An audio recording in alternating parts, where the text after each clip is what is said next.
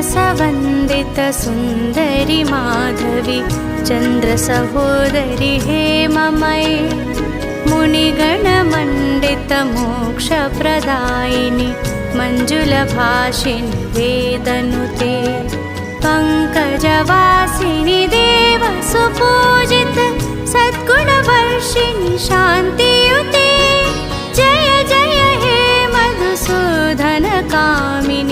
आदिलक्ष्मि सदा पालय माम्।